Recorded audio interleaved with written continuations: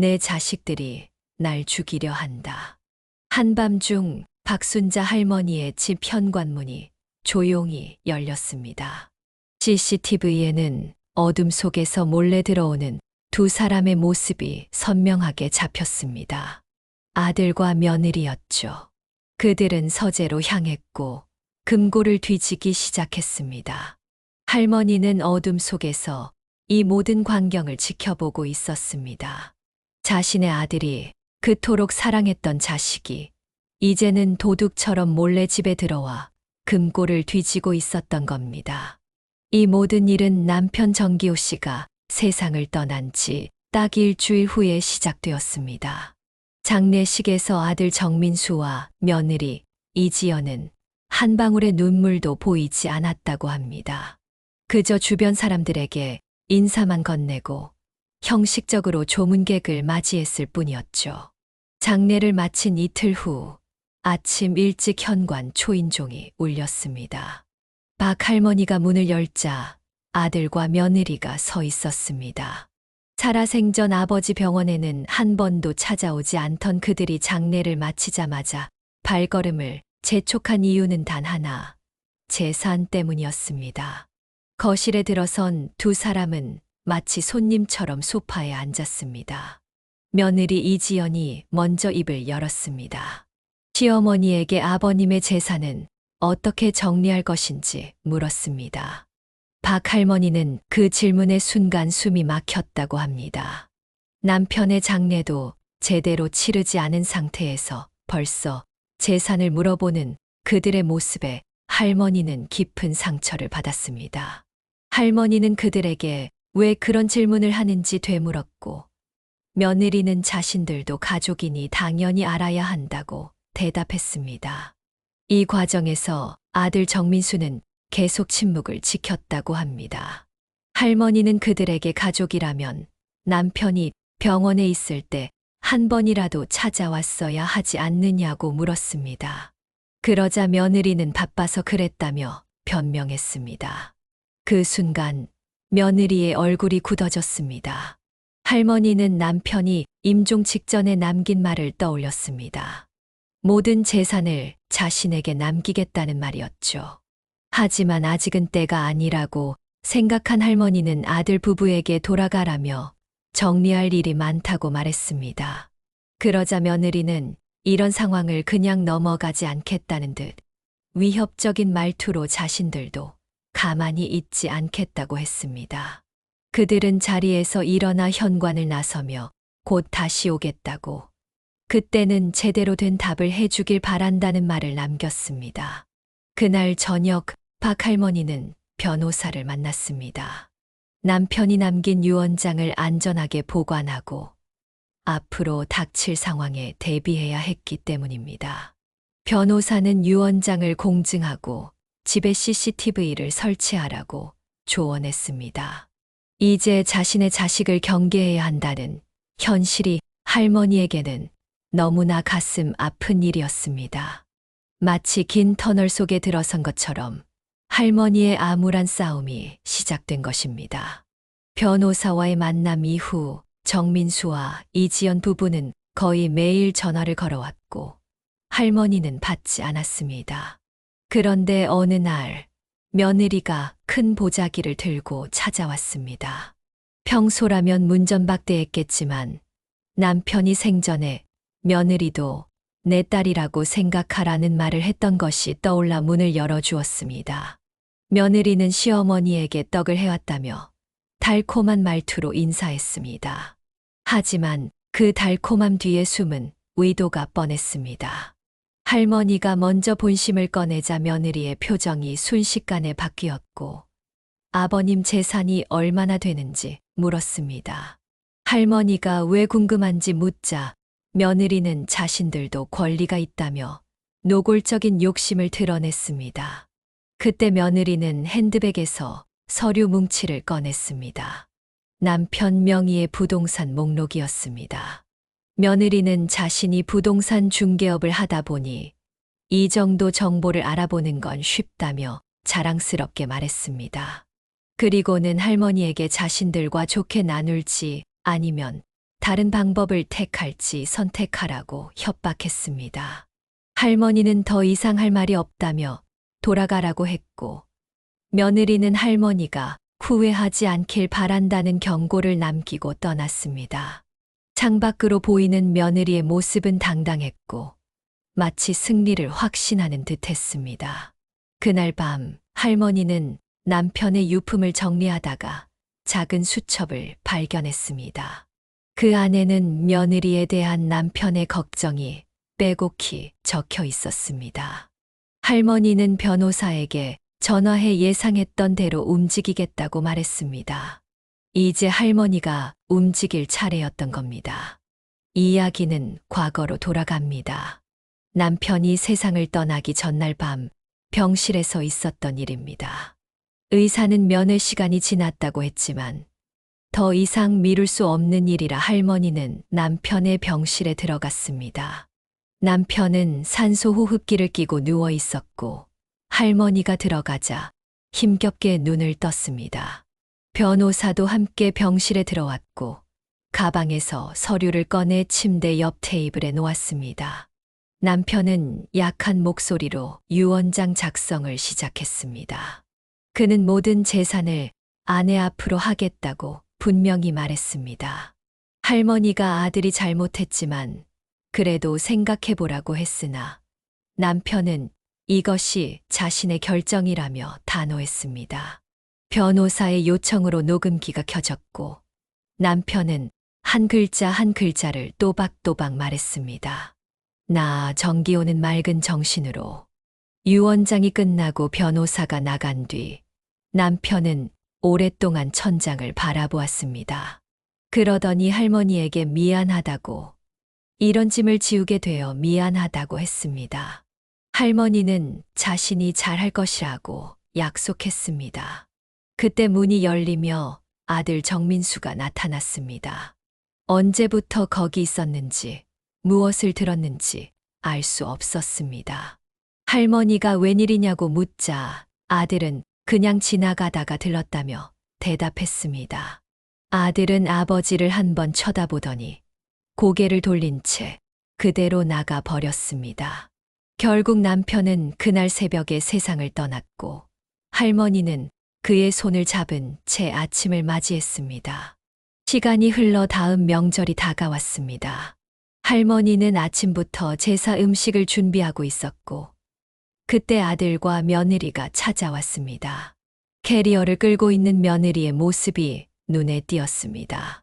그들은 제사상을 차리기 전에 할 얘기가 있다며 할머니가 유언장을 위조했다고 비난했습니다.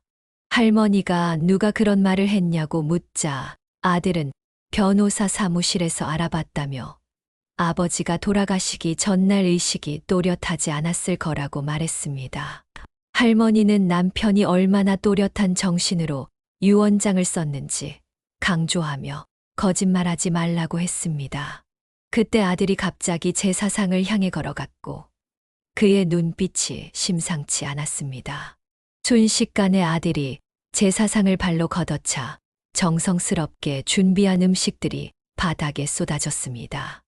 아들은 할머니에게 이럴 거면 왜 자신을 낳았냐며 소리쳤고 며느리는 이제 숨길 것 없다며 득이양양하게 말했습니다. 할머니는 그 자리에 얼어붙은 채로 있었고 아들과 며느리는 법적 대응을 하겠다며 집을 나갔습니다. 그들이 끌고 온 캐리어 가방에서 이미 짐을 쌓아온 걸 알 수 있었습니다. 그들이 나간 뒤 쓰러진 제사상과 엎어진 음식들만이 남았습니다. 이웃집 할머니가 조심스럽게 문을 열고 들어와 물었습니다. 괜찮은지. 할머니는 별일 아니라고 했지만 목소리는 떨리고 있었습니다. 이웃 할머니는 말없이 쓰러진 제사상을 정리하기 시작했고 요즘 세상에 다 그런 일이 있다며 위로했습니다. 다음 날 할머니는 보안업체를 불렀습니다. 이제는 자식이라도 경계해야 할 때가 왔던 것입니다. 보안업체 직원이 거실, 현관, 그리고 서재에 CCTV를 설치했고 서재에는 2대를 설치했습니다. 이제 할머니는 매일 핸드폰으로 CCTV 화면을 확인하며 집을 지켜보았습니다. 그리고 마침내 그날이 왔습니다. 밤 11시 핸드폰으로 CCTV를 확인하던 중 현관 쪽에 불이 들어왔습니다. 누군가 문을 열려고 시도하는 것 같았고, 현관문 손잡이가 조용히 돌아갔습니다. 할머니는 침실 불을 끈 채로 화면을 지켜보았습니다. 현관문이 열리고 두 개의 그림자가 나타났습니다. 아들과 며느리였습니다. 그들은 조심스럽게 거실로 들어와 할머니가 주무시는지 확인했고, 며느리가 손전등을 켜며 서재로 향했습니다. 빨리 해, 시간 없어 라는 아들의 말이 들렸고, 며느리는 서류함을 뒤지기 시작했습니다. 그때 할머니가 조용히 거실 불을 켰습니다. 서재에서 놀란 듯 소리가 들렸고, 할머니는 그들에게 무엇을 하는지 물었습니다. 며느리는 당황하면서도 마치 준비해온 말이라도 있는 듯 오해하지 말라고 했습니다.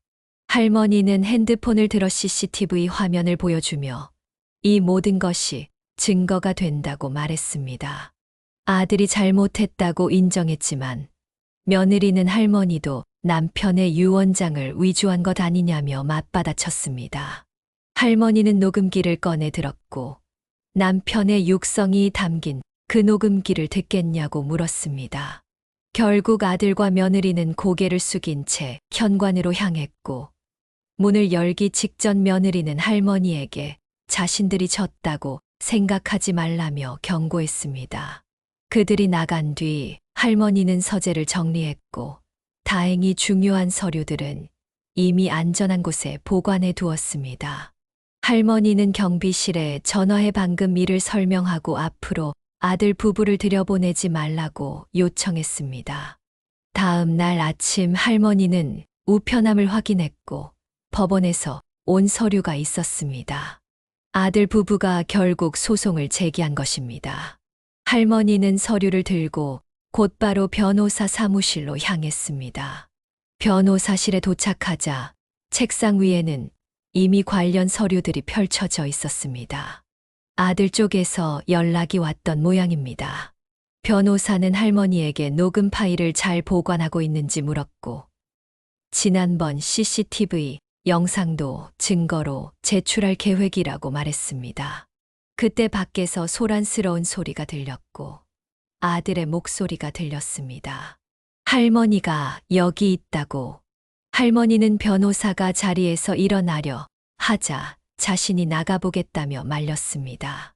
대기실에는 아들과 며느리가 서 있었고 며느리의 손에는 서류 뭉치가 들려 있었습니다. 그들은 할머니에게 재산을 나눠 가지면 될 일이라며 협상하자고 제안했습니다. 하지만 할머니는 할 얘기가 없다고 단호하게 말했고 변호사가 나와 이제 모든 연락은 법적 절차를 통해서만 가능하다고 알렸습니다. 아들 부부는 마지못해 사무실을 나갔고 며느리는 문을 닫기 직전 할머니가 후회할 거라는 말을 남겼습니다. 변호사실로 돌아와 안도하던 중 할머니는 가방에서 또 다른 증거물들을 꺼냈습니다. 남편이 평소 기록해 두었던 일기장과 메모들이었고 변호사는 이 모든 것이 도움이 될 거라고 말했습니다. 창밖으로 아들과 며느리가 주차장으로 향하는 모습이 보였고 이제 돌이킬 수 없는 싸움이 시작된 것입니다. 변호사와 앞으로의 절차를 상의하는데 전화가 왔습니다. 경비실에서 아들이 집 앞에서 소란을 피우고 있다는 내용이었습니다. 할머니는 서둘러 집으로 돌아갔고 아들은 이미 떠난 뒤였지만 집안이 엉망이었습니다. 신발장이 쓰러져 있고 거실 화분도 깨져 있었습니다. 정리를 하던 중 할머니는 서재 문이 열려 있는 것을 발견했고 아들이 다녀간 게 분명했습니다. 서재에 들어서자 서류들이 바닥에 흩어져 있었고 정리하다 보니 낯선 서류 봉투가 눈에 띄었습니다. 봉투를 열어보니 충격적인 내용이 나왔습니다. 할머니의 치매 진단서였는데 날짜가 3개월 전으로 되어 있었습니다. 자세히 보니 할머니가 한 번도 가본 적 없는 병원 이름이었습니다. 그때 바닥에 떨어진 수첩이 보였고 며느리의 필체로 빼곡히 메모가 적혀 있었습니다. 1단계 치매 진단서 위조, 2단계 보호자 지정 신청, 3단계 재산 이전. 치밀하게 짜여진 계획이 적혀 있었고 그들은 할머니를 치매 환자로 만들어 재산을 차지하려 했던 것입니다. 할머니의 핸드폰이 울렸고 며느리였습니다. 며느리는 서재는 잘 보셨냐며 물었고 할머니는 그들이 이렇게까지 하냐며 분노했습니다. 그러자 며느리는 이제 할머니의 정신이 온전치 않다는 것을 다들 알게 될 거라고 위협했습니다. 할머니는 수첩을 들고 곧바로 변호사에게 전화를 걸었고 변호사는 할머니에게 지금 당장 병원에 가서 정식으로 정신 감정을 받으라고 조언했습니다. 그때 또 전화가 왔고 이번에는 아들이었습니다. 아들은 할머니에게 이제 인정하라고, 할머니가 정상이 아니라는 것을 인정하라고 말했습니다. 순간 할머니는 온몸에 힘이 빠졌고 자식이 이렇게까지 할 줄은 몰랐다고 생각했습니다. 할머니는 경찰서로 향하는 택시 안에서 남편 생각이 났고 그가 왜 그토록 서둘러 유언장을 썼는지 이제 알 것 같았습니다. 경찰서에 도착한 할머니는 형사에게 자신의 자식들을 고소하겠다고 말했고 형사의 눈이 잠시 흔들렸습니다. 누가 봐도 가슴 아픈 일이었겠죠. 며칠 후 할머니는 동네 마트에서 아들을 마주쳤습니다. 예전 같았으면 반갑게 달려와 인사했을 텐데 이제는 낯선 사람처럼 고개를 돌렸습니다. 할머니가 장바구니를 들고 계산대로 향하는데 아들이 앞을 막아섰고 손에는 술병이 들려 있었습니다. 아들은 할머니에게 이제 얘기를 하자고 했고 할머니가 여기서 무슨 얘기를 하겠냐고 하자 아들은 할머니가 그들을 피하니 이런다고 말했습니다. 아들의 숨에서 술 냄새가 났고 아침부터 술을 마신 모양이었습니다. 할머니가 이러고 다니면 창피하지 않냐고 묻자 아들은 창피한 건 할머니라고 말했습니다. 마트 직원이 걱정스러운 눈빛으로 이쪽을 쳐다봤고 할머니는 계산대를 지나치려 했습니다. 아들은 동네 사람들이 할머니가 돈에 눈이 멀었다고, 아버지 재산 때문에 자식도 모른 채 한다고 말한다며 비난했습니다. 순간 할머니는 화가 치밀었고 며느리가 이런 소문까지 퍼뜨리고 다닌 걸까 생각했습니다. 아들은 할머니가 재산을 뺏으려고 아버지 유언장을 조작했다는 것도 다들 안다고 말했고 할머니는 이제 거짓말까지 퍼뜨리냐며 반문했습니다. 마트 안이 조용해졌고 다른 손님들이 그들을 쳐다보고 있었습니다. 할머니가 거짓말이냐며 묻자 아들은 사실이라고 우겼고 할머니는 아내가 그렇게 가르쳤냐고 물었습니다. 아들의 얼굴이 순간 일그러졌고 아내 욕하지 말라고 했습니다. 할머니는 그럼 엄마는 욕해도 되냐고 물었고 장바구니를 내려놓고 밖으로 나왔습니다. 아들이 뒤따라 나오며 얼마나 고생했는지 아느냐고 했고 병원비도 다 자신들이 냈다고 주장했습니다. 할머니는 귀를 의심했고 병원비는 자신이 다 낸 것인데 며느리가 거짓말로 세뇌시킨 것 같았습니다. 그때 며느리가 차에서 내렸고 할머니에게 여기서 그러면 안 된다고 말했습니다. 할머니는 며느리에게 아들을 어떻게 키웠냐고 물었고 며느리는 당당하게 아들의 손을 잡으며 할머니가 부부 사이를 이간질한다고 비난했습니다. 동네 사람들이 하나둘 모여들기 시작했고 며느리는 그들을 향해 눈물을 글썽이며 시어머니가 자신들을 어떻게 대하는지 보라며 연기했습니다. 할머니는 더 이상 지켜볼 수 없어 그 자리를 떠났고 뒤에서 며느리의 훌쩍이는 소리가 들렸습니다. 집으로 돌아오는 길, 할머니는 이웃집 할머니를 만났고 이웃집 할머니는 며느리가 동네에 소문을 다 낸 것 같다고 알려주었습니다. 이제 아들이 왜 그렇게 변했는지 할머니는 알 것 같았습니다. 며느리의 거짓말에 세뇌당한 것이었습니다. 동네 소문이 퍼진 다음 날 할머니는 은행에 갔습니다. 남편 명의의 통장을 정리하려고 했는데 은행 직원의 표정이 심상치 않았습니다. 직원은 어제 누군가가 이 통장 내역을 문의하러 왔었다고 말했고 할머니는 순간 머리가 차가워졌습니다. 며느리가 이미 한 발 앞서 움직이고 있었던 것입니다.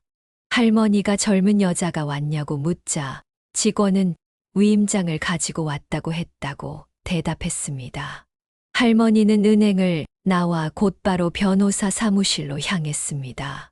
이제는 할머니가 본격적으로 움직일 차례였습니다. 변호사에게 며느리가 가짜 위임장을 만들었다고 알렸고 변호사는 어르신, 이제 저희가 반격할 차례입니다 라며 위임장 위조에 대한 고소장을 내밀었습니다. 할머니가 앞으로 어떻게 하면 좋을지 물었고 변호사는 며느리를 압박해봐야겠다며 그 자리에서 며느리에게 전화를 걸었습니다. 변호사가 위조 문서에 대해 말하자 잠시 전화 너머로 침묵이 흘렀고 며느리의 숨소리가 거칠어졌습니다. 며느리는 뭔가 말하려다 전화를 끊었습니다.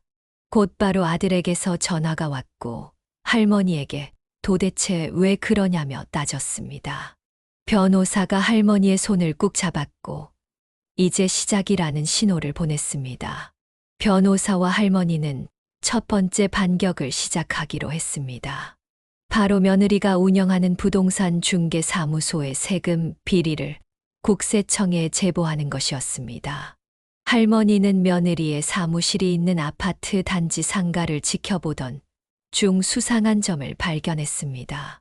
현금 거래가 오가는데 영수증은 하나도 발행하지 않았던 것입니다. 변호사도 이런 상황이 수상하다고 동의했습니다. 할머니는 며느리의 사무실 직원이었던 김 실장을 만났습니다. 얼마 전 부당해고를 당했다는 그녀로부터 중요한 정보를 얻었습니다. 며느리가 거래 내역을 이중으로 관리하고 있었고 수억 원대 탈세를 저지르고 있었던 것입니다. 할머니는 이 정보를 국세청에 제보하기로 했습니다.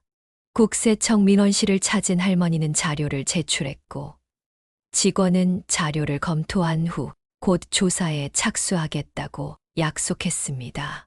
일주일 후 며느리의 사무실에 조사관들이 들이닥쳤다는 소식이 들렸습니다. 아들이 할머니에게 전화를 걸어 이게 할머니의 짓이냐고 물었고 할머니는 잘못한 사람은 들키기 마련이라고 대답했습니다. 전화가 끊기고 얼마 후 며느리에게서 문자가 왔습니다. 이제 전쟁이네요. 나는 내용이었습니다. 세무조사는 일주일 넘게 이어졌고 그동안 며느리의 사무실은 문을 닫았습니다. 변호사는 곧 결과가 나올 거라고 예상했고 마침내 조사 결과가 나왔습니다. 3년간 이루어진 대규모 탈세가 적발된 것입니다. 며느리의 사무실은 영업정지 처분을 받았고 상가에 붙은 영업정지 딱지가 며느리의 민낯을 보여주는 듯 했습니다. 아들이 할머니에게 전화해 사무실이 문을 닫았다고 알렸고 할머니는 정직하게 살았어야 했다고 대답했습니다. 세무조사 결과가 나온 다음 날 아침부터 이웃들이 수군거리는 소리가 들렸습니다. 며느리가 상가 앞에서 고성을 지르고 있다는 소식이었습니다. 할머니가 장을 보러 나가던 참에 고함 소리가 들렸고 며느리가 사무실 앞에서 난동을 부리고 있었습니다. 며느리는 시어머니 때문에 가게가 망했다며 소리쳤고 상인 회장이 그녀를 말리고 있었습니다. 하지만 며느리는 더욱 흥분하여 할머니를 불렀습니다.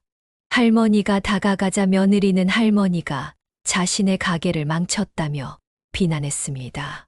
상인들이 하나둘 모여들기 시작했고 며느리는 마치 공연이라도 하듯 큰 소리로 시어머니가 자기 며느리 가게를 고발했다며 외쳤습니다. 할머니는 탈세는 누가 하래냐고 반문했고 순간 며느리의 얼굴이 하얗게 변했습니다. 할머니가 모든 것을 알고 있다는 사실을 깨달은 것입니다. 며느리가 거짓말이라고 하자 할머니는 세무조사 결과서를 보자고 말했고 며느리는 입술을 깨물었습니다. 그때 아들이 달려와 할머니에게 그러면 안 된다고 말했습니다. 할머니는 아들이 뭘 안다고 하느냐며 반문했고 아들은 며느리의 손을 잡고 사무실 안으로 들어갔습니다. 잠시 후 큰 소리가 들렸고 아들이 며느리에게 진짜 그랬느냐, 도대체 얼마를 숨긴 거냐고 묻는 소리였습니다. 상인 회장이 할머니를 부축해 잠시 자리를 피하자고 했지만 할머니는 그 자리를 지켜보기로 했습니다. 며느리가 사무실에서 가방을 들고 뛰쳐나왔고 아들이 뒤따라 나와 어디 가느냐고 물었습니다. 며느리는 이제 됐어요 라고 외치며 택시를 잡아 타고 사라졌습니다. 아들이 그 자리에 주저앉았고 그때 세무서 직원들이 도착했습니다. 추가 조사가 필요하다며 이것이 단순 탈세가 아닌 더 큰 비리일 수도 있다고 말했습니다. 아들의 얼굴이 창백해졌고 할머니는 이 모든 것이 사실이냐고 물었습니다. 아들은 자신도 몰랐다고 대답했습니다. 며느리는 그날 이후 연락이 두절되었고 도망간 것으로 보였습니다. 일주일 후 형사가 할머니를 찾아와 며느리의 소재를 파악했다고 알렸습니다. 강원도 속초에서 발견되었고 남자와 함께 있었다는 것입니다. 형사는 할머니에게 사진을 보여주었고 호텔 로비에서 찍힌 며느리의 모습이었습니다. 함께 있는 남자는 며느리의 거래처 대표였고 할머니도 몇 번 마주친 적이 있는 얼굴이었습니다. 형사에 따르면 둘은 1년 전부터 관계가 있었다고 합니다. 형사는 호텔 CCTV 영상도 보여주었고 둘이 손을 잡고 다니는 모습이 찍혀 있었습니다. 할머니는 이 증거를 아들에게 보여줘도 되는지 물었고 형사는 증거로 충분하다고 대답했습니다. 할머니는 아들에게 전화를 걸었고 요즘 계속 술만 마시고 있다는 아들을 회사로 찾아갔습니다. 아들은 책상에 엎드려 있었고 할머니는 형사가 준비한 자료를 보여주었습니다. 아들은 처음에는 믿지 않았지만 사진을 하나씩 넘길 때마다 그의 얼굴이 굳어갔습니다. 아들이 이럴 수 없다고 말하자 할머니는 호텔 영수증과 카드 내역까지 보여주었고 모든 것이 명백했습니다. 그때 아들의 전화가 울렸고 며느리였습니다. 며느리는 곧 돌아가겠다고 했고 아들이 어디서 전화하냐고 묻자 속초라고 대답했습니다. 아들이 실소를 터뜨리며 혼자냐고 물었고 며느리는 그럼 누구랑 있겠냐며 반문했습니다. 아들은 옆에 있는 그 사장님한테 물어볼까 했고 전화 너머로 며느리의 숨소리가 거칠어졌습니다. 더 이상 숨길 수 없다는 것을 깨달은 것입니다. 아들은 이제 끝이라고 말하고 전화를 끊었습니다. 그리고 책상에 놓인 결혼 사진이 담긴 액자를 엎었습니다.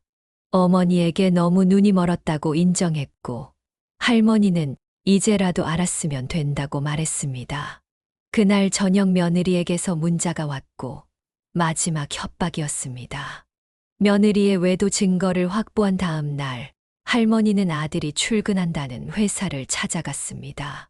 서류가 담긴 가방이 무겁게 느껴졌습니다. 회사 로비에서 아들을 기다리다 엘리베이터에서 내린 아들을 발견했고 할머니가 왜 왔냐고 묻자 할머니는 보여줄 것이 있다며 회의실로 자리를 옮겼습니다. 창밖으로 푸른 하늘이 보였습니다. 할머니는 아들에게 아내가 어떤 사람인지 보라며 속초에서 찍은 사진을 보여주었습니다. 아들의 얼굴이 하얗게 변했고 아들은 자신이 바보 같았다고 인정했습니다. 할머니는 아들이 속은 것뿐이라고 위로했습니다. 회의실 밖에서 소란스러운 소리가 들렸고 며느리가 회사로 찾아온 것이었습니다. 며느리는 회의실 문을 두드리며 열어달라고 했지만 아들은 들어오지 말라고 외쳤습니다. 며느리는 유리창 너머로 할머니가 거짓말을 하고 있다며 그만하라고 했습니다. 아들이 자리에서 일어나 문을 열고 며느리를 마주했고 이혼하자고 선언했습니다. 며느리는 그러지 말라고 애원했지만 아들은 이미 다 알아버렸다며 돌아서서 창가로 걸어갔습니다. 며느리는 그 자리에 그대로 굳어버렸습니다. 회의실을 나와 집으로 향하는 차 안에서 아들이 운전대를 잡았고 며느리는 뒷좌석에 앉았습니다.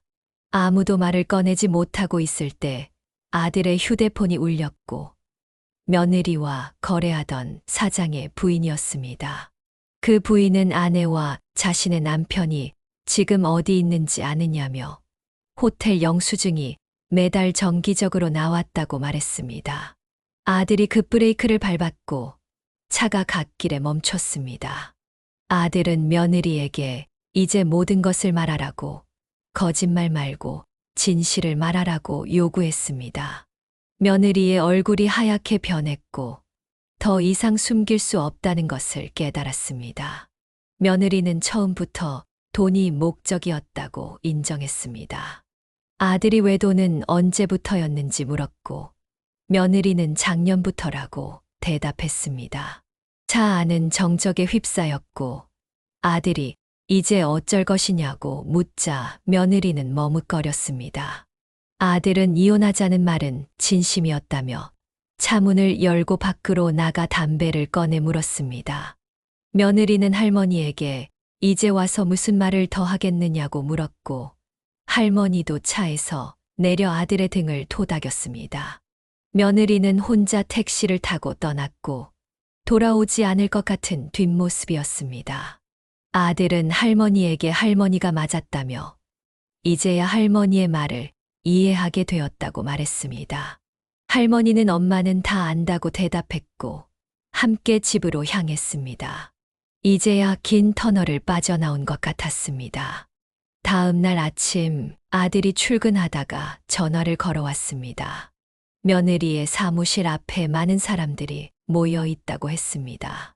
할머니가 상가로 가보니 피해자들이 모여 있었고 부동산 거래 과정에서 사기를 당했다는 사람들이었습니다. 피해자들은 며느리가 계약금만 받고 행방을 감췄다고 항의했고 그 중에는 며느리와 거래하던 사장의 부인도 있었습니다. 그녀가 제일 크게 소리를 질렀고 상인 회장이 사람들을 말리고 있었지만 분위기는 점점 험악해졌습니다. 할머니는 조용히 자리를 피했고 사장 부인이 할머니를 붙잡아 정말 죄송하다고 사과했습니다. 그때 경찰차가 도착했고 형사들이 사무실 안으로 들어가 압수수색을 시작했습니다. 경찰은 서류 뭉치와 컴퓨터 본체를 증거물로 가져갔고 이것들이 모두 증거가 될 것이라고 확인했습니다. 상가 건물 주인이 나와 문에 계약 종료 통지서를 붙였고 이제 이 사무실도 정리해야겠다고 말했습니다. 며느리의 사무실 간판이 내려지는 모습을 할머니와 아들이 함께 지켜봤고 아들은 할머니에게 이제 정말 끝난 것이냐고 물었습니다. 할머니는 이제 다 끝났다고 대답했고 둘이 함께 상가를 나왔습니다. 며느리의 사무실이 문을 닫은 지 일주일이 지난 후 아들이 이혼 서류를 들고 할머니를 찾아왔습니다. 거실에 앉은 아들의 얼굴은 피곤해 보였고 일주일 동안 잠을 못 잔 것 같았습니다. 아들은 이혼 서류를 접수했다고 말했고 할머니는 변호사와 상담은 했는지 물었습니다. 아들은 변호사를 만나고 왔다고 대답했습니다. 아들은 서류 봉투를 테이블 위에 올려놓았고 재산 분할 계획서가 있다고 말했습니다. 며느리가 합의금으로 5천만 원을 요구했다고 합니다. 할머니는 순간 화가 치밀었고 피해자들의 돈까지 챙기고도 이런 요구를 하다니 어이가 없었습니다. 할머니는 아들에게 그런 돈을 줄 필요가 없다고 말했고 아들의 전화가 울렸습니다. 며느리였고 마지막으로 한 번만 만나자고 했습니다. 아들은 더 이상 할 말이 없다며 전화를 끊었고 손이 떨리는 게 보였습니다. 할머니가 아직도 마음이 흔들리냐고 묻자 아들은 아니라고 이제 정말 끝내려고 한다고 말했습니다. 그때 초인종이 울렸고 며느리의 부모가 찾아왔습니다. 그들은 죄송하다며 사죄했지만 아들은 자리를 피해버렸습니다. 할머니가 이제 와서 무슨 말을 하려는 거냐고 묻자 며느리, 부모는 무릎까지 꿇었지만 이미 돌이킬 수 없는 강을 건넌 상태였습니다. 할머니는 돌아가라고 했고 아들이 다시 거실로 들어와 자신이 알아서 하겠다고 말했습니다. 할머니는 내 인생이니까 알아서 하라고 대답했고 며느리, 부모는 한숨을 쉬며 돌아갔습니다. 이제 정말 끝이 보이는 것 같았습니다. 이혼 조정 날짜를 기다리던 어느 날 아침 할머니는 뉴스를 보다가 깜짝 놀랐습니다. 며느리가 방송사와 인터뷰를 했고 TV 화면 속 며느리는 눈물을 흘리며 시어머니의 재산 독차지와 학대를 주장하고 있었습니다. 며느리는 시어머니가 자신을 노비처럼 부렸고 남편을 강요해서 이혼하게 만들었다고 말했습니다. 방송을 보던 중에 아들에게서 전화가 왔고 회사 동료들이 뉴스를 봤다고 했습니다. 아들은 걱정하지 말라고 자신이 해결하겠다고 말했고 곧바로 변호사에게 연락해 명예훼손으로 고소하기로 했습니다. 그때 이웃들이 찾아왔고 방송을 봤다며 걱정했습니다. 그들은 모두가 진실을 알고 있으니 마음 쓰지 말라고 위로했습니다. 방송사에서 취재진이 할머니의 집 앞으로 왔고 카메라를 들이대며 인터뷰를 요청했지만 할머니는 나가달라고 했습니다. 취재진이 돌아간 후 변호사가 방문했고 손에는 며느리의 범죄 기록이 들려 있었습니다. 변호사는 이것으로 완벽하게 반박할 수 있다며 방송사에 내용 증명을 보내고 언론중재위원회에도 정정 요청을 하겠다고 말했습니다. 아들이 회사에서 달려왔고 얼굴이 상기된 모습이었습니다. 아들은 며느리가 미쳤다고 말했고 할머니는 진실은 언젠가 드러나게 마련이라고 위로했습니다. 이때 며느리에게서 문자가 왔는데 이제 시작인 거요라는 마지막 협박이었습니다. 변호사는 서류를 정리하며 이제 정말 끝이 보인다고 말했고 법원 복도는 차가웠습니다. 재판 시작까지 30분을 남겨두고 할머니는 변호사와 마지막 대화를 나누고 있었습니다. 건너편 벤치에는 며느리가 앉아 있었고 이제는 낯선 사람처럼 느껴졌습니다. 변호사는 할머니에게 걱정하지 말라며 남편의 녹음 파일이 결정적일 것이라고 말했습니다. 법정 안으로 들어서자 아들이 할머니 뒤에 조용히 앉았습니다. 재판장이 서류를 넘기며 피고 측의 유언장이 위조됐다는 증거가 있는지 물었고 며느리 쪽 변호사의 목소리가 흔들렸습니다. 준비된 것이 없어 보였습니다. 재판장은 원고 측의 유언장의 진위를 증명할 자료가 있는지 물었고 변호사는 고인의 육성이 담긴 녹음 파일이 있다고 대답했습니다.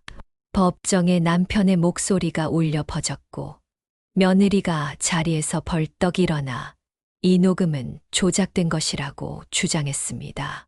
재판장의 경고에 다시 앉았고 변호사는 CCTV 영상도 제출하겠다며 유언장을 훔치려던 영상을 보여주었습니다.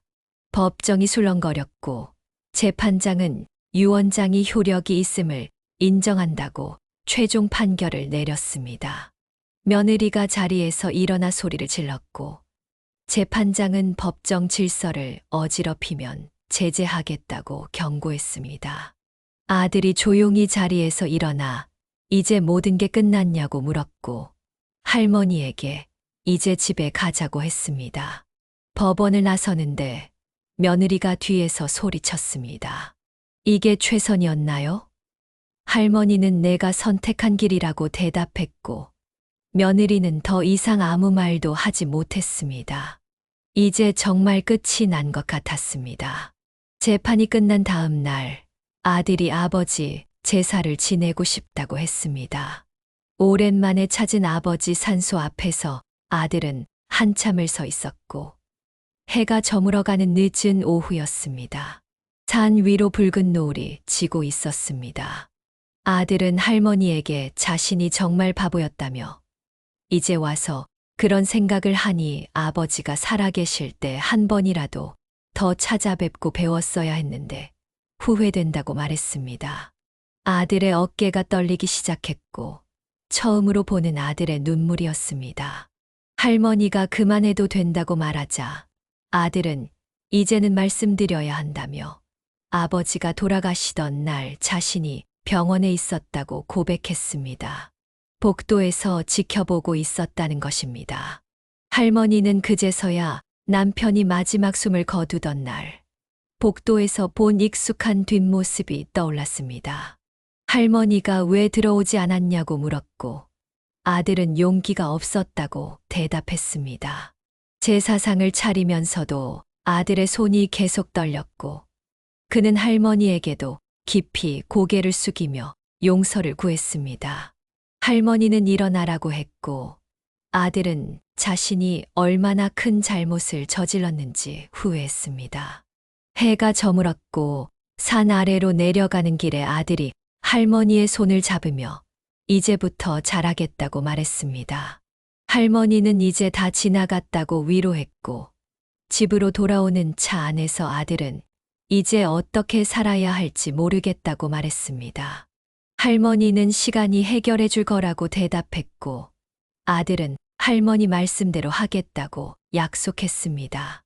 이혼이 확정된 날 아들이 짐을 정리하러 갔다가 옛날 앨범을 발견했습니다.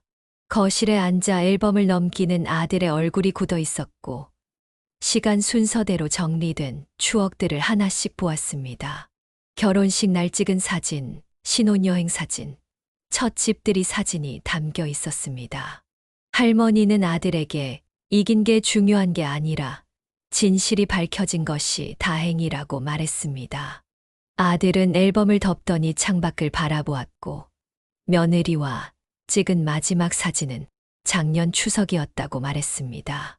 결혼식 때는 정말 행복했는데 이제는 다 지나간 일이라고 덧붙였습니다. 아들은 할머니에게 아버지와 결혼하셨을 때도 자신들처럼 행복했었는지 물었고 할머니는 잠시 말을 잊었습니다. 남편과의 옛 기억이 스쳐 지나갔고 아들에게 아버지는 정말 좋은 사람이었다고 대답했습니다.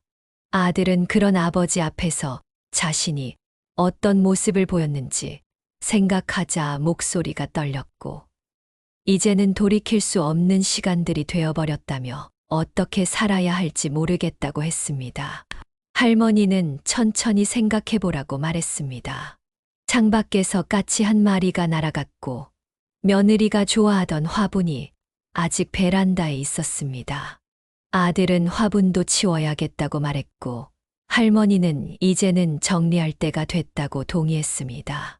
아들이 화분을 들고 나갔다가 돌아왔을 때는 뭔가 결심한 듯한 표정이었습니다. 아들은 할머니에게 이제 회사를 그만두려고 한다고 말했고 할머니가 왜 그러냐고 묻자 새로 시작하고 싶다고 대답했습니다. 할머니는 아들의 어깨를 토닥였고 진짜 아들을 되찾은 것 같았습니다. 모든 일이 끝나고 할머니는 이제 혼자가 되었습니다. 넓은 집에서 밥을 먹고 청소를 하고 빨래를 하며 지내고 있었습니다. 아침에 일어나면 제일 먼저 남편 사진에 인사를 하고 창가에 놓인 화분에 물을 주고 커튼을 활짝 열었습니다. 여보, 오늘도 맑네요. 라고 중얼거리곤 했습니다. 벽시계가 10시를 가리킬 때쯤 경비 아저씨가 우편물을 가져다 주었고 할머니 앞으로 편지가 왔다고 했습니다. 봉투를 열어보니 법원에서 온 것이었고 며느리의 항소가 기각됐다는 내용이었습니다. 할머니는 이제 정말 끝이구나 생각했습니다. 경비 아저씨가 걱정스러운 눈빛으로 힘드시지 않냐고 물었고 할머니는 이제 익숙해졌다고 대답했습니다. 점심시간이 되자 옆집 할머니가 찾아와 김치찌개를 했으니 같이 먹자고 제안했고, 혼자 먹기 심심하지 않냐고 물었습니다. 할머니는 그러게 말이라고 대답했습니다. 식탁에 마주 앉아 이야기를 나누다 보니 시간 가는 줄 몰랐고, 옆집 할머니가 아들은 연락이 오냐고 묻자 가끔 문자만 한다고 대답했습니다.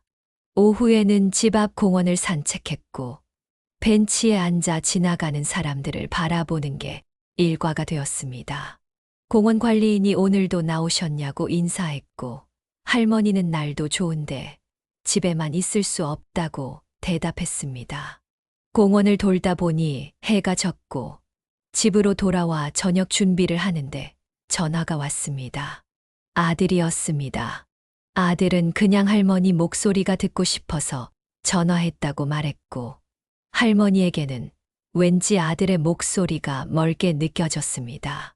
이제는 각자의 길을 가야 할 때가 온 것 같았고, 할머니는 아들에게 잘 지내고 있냐고 물었습니다.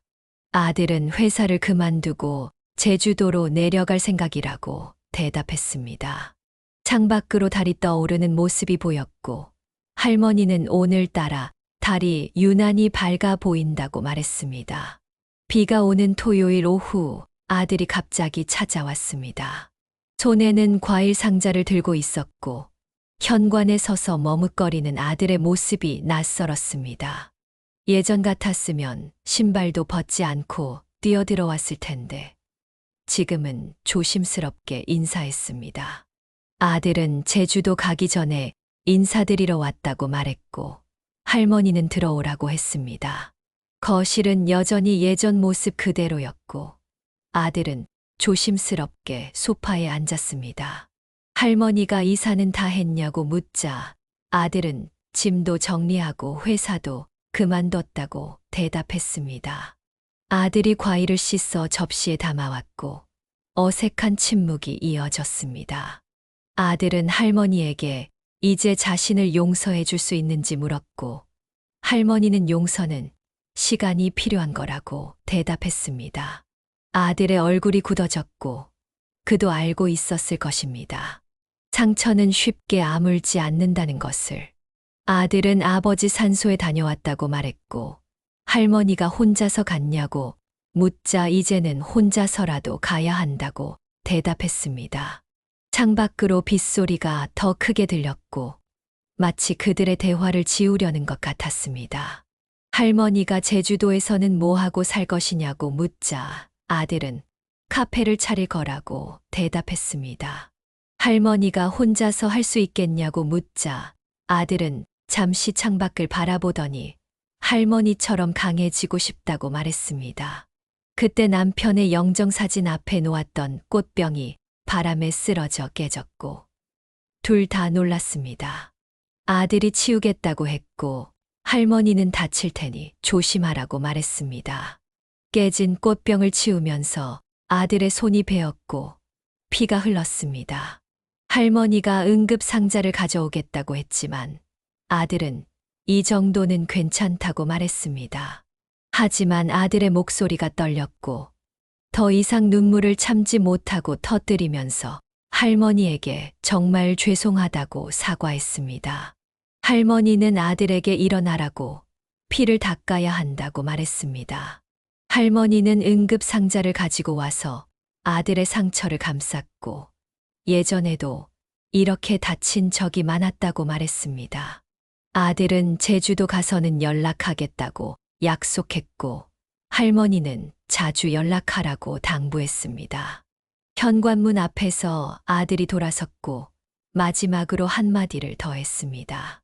어머니, 기다려 주세요. 할머니는 조심하라고 말했고 비는 여전히 내리고 있었습니다.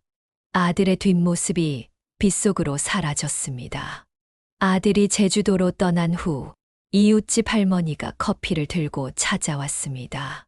할머니는 그제서야 마음을 털어놓을 수 있었고 이제 정말 혼자가 됐네요 라고 말했습니다. 이웃집 할머니는 자신이 있잖냐며 위로했고 할머니도 모르게 눈물이 났습니다. 그동안 참아왔던 감정이 한꺼번에 쏟아져 나왔습니다. 할머니는 이웃집 할머니에게 돈이 무서운 거라고 말했고, 이웃집 할머니도 동의했습니다. 이웃집 할머니는 할머니의 이야기를 가만히 듣고 있었고, 며느리의 계략부터 아들의 변신까지 모든 것을 말했습니다. 할머니는 아들이 그렇게 변할 줄은 몰랐다고 말했고, 이웃집 할머니는 돈 앞에서는 누구나 변한다고 대답했습니다.